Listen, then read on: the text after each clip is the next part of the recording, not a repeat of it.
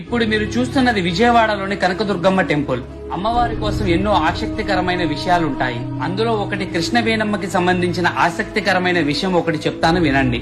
నదులన్నీ కూడా సముద్రంలో కలుస్తాయి అన్నది మనందరికీ తెలిసిన విషయమే. అలా సముద్రం వైపు ప్రయాణిస్తున్న కృష్ణవేణి అమ్మకు ఇంద్రకీలాద్రి పర్వతం అడ్డుగా వచ్చింది. దానితో కొంచెం దారివ్వమని కృష్ణవేణమ్మ కనకదుర్గమ్మను ప్రార్థించింది. కనకదుర్గమ్మ కరుణించడంతో కృష్ణవేణి ఇంద్రకీలాద్రిలో బెజ్జం ద్వారా ప్రయాణించిందంట. అలా ప్రయాణించడం వలన మొదటిలో ఆ ఊరిని బెజ్జంవాడ అనేవారు. కాలక్రమంగా ఇప్పుడు బెజవాడగా మారిందని పురాణాలు చెబుతున్నాయి. అయితే కృష్ణవేణమ్మకు చేసిన సహాయం గాను దుర్గమ్మ కృష్ణవేణి అమ్మ ముక్కు పుడకను అరువుగా తీసుకుందంట.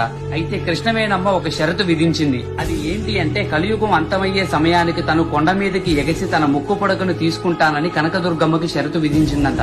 అయితే ఆ కనకదుర్గమ్మ ముక్కు పుడక అందుకునే సమయంలో కృష్ణవేణమ్మ ఎప్పుడైతే విజయం సాధిస్తుందో అప్పుడు ఈ కలియుగం అంతా అంతరించిపోతుందంట.